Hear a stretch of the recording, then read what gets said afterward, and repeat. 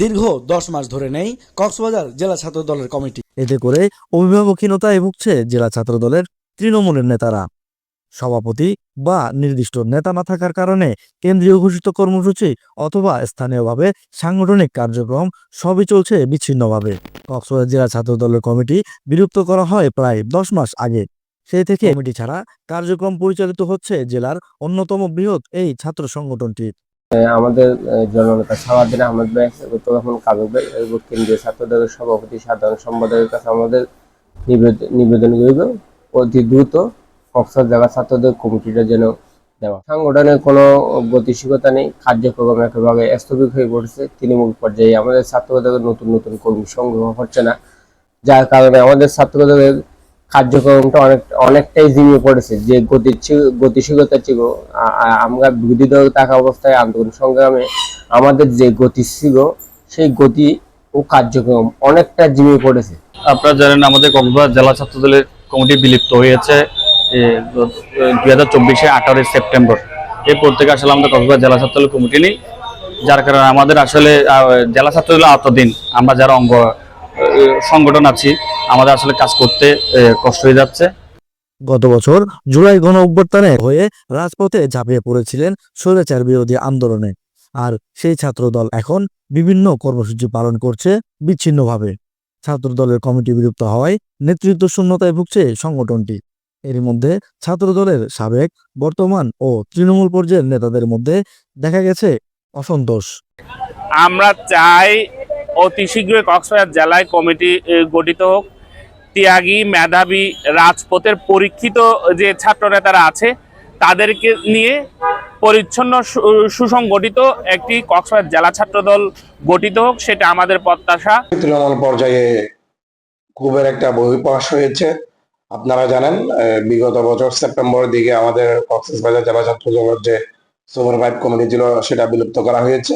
বিলুপ্ত হওয়ার পরে আমরা আশাবাদী ছিলাম দ্রুত সময়ের মধ্যে কমিটি গঠন করা হবে, কিন্তু এখনো কমিটি গঠন করা হয়নি। কেন কমিটি গঠন করা হচ্ছে না সেটা আমি বোধগম্য নই।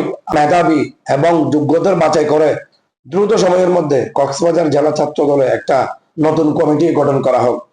কমিটি বিলুপ্ত করার পর নতুন কমিটির বিষয়টি আলোচনায় আসলে বেশ কয়েকজন সভাপতি পদে নিজেদের নাম প্রকাশ করে, আর তখন থেকে যে যার মতো আলাদা করে ও বিচ্ছিন্নভাবে বিভিন্ন কর্মসূচি পালন করা শুরু করেছে, যার কারণে তৃণমূলের নেতারা বিব্রতকর পরিস্থিতিতে পড়ছেন প্রতিনিয়ত।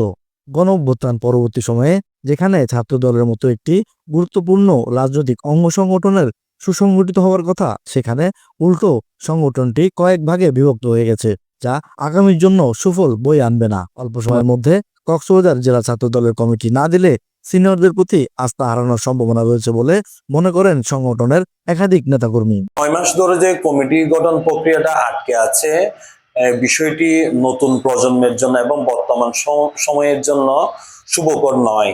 আমি মনে করি একটি ক্রাইটেরিয়া ফিক্সড করে যত দ্রুত সম্ভব নতুন একটি কমিটি উপহার দিলে জেলা ছাত্র দলের জন্য মঙ্গল হয়। বিগত আন্দোলনের সকল কর্মসূচিতে জেলা ছাত্র দলের এক শক্তিশালী অবস্থান ছিল। সকল কর্মসূচিতে কক্সবাজারের রাজপথকে প্রকম্পিত করেছিল।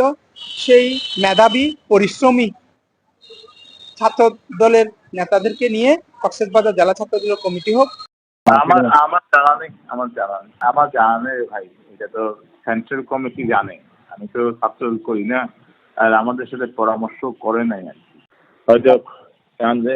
হয়তো জিজ্ঞেস করলে বলতাম আর কি, কিন্তু জিজ্ঞেস করে নাই, জানিও নাই। আমার কাছে এরকম কোনো কংক্রিট বলার মতো কোনো তথ্য নাই। দ্রুত সময়ের মধ্যে জেলা ছাত্র দলের কমিটি না হলে বিনষ্ট হবে একতা, সাংগঠনিক কার্যক্রমে আসবে ধীরগতি, যা আগামী জাতীয় নির্বাচনে জেলা বিএনপির রাজনীতিকে প্রভাবিত করতে পারে বলে আশঙ্কা করছেন রাজনৈতিক বিশ্লেষকরা। আরস ফারুক, সেতু টিভি, কক্সবাজার।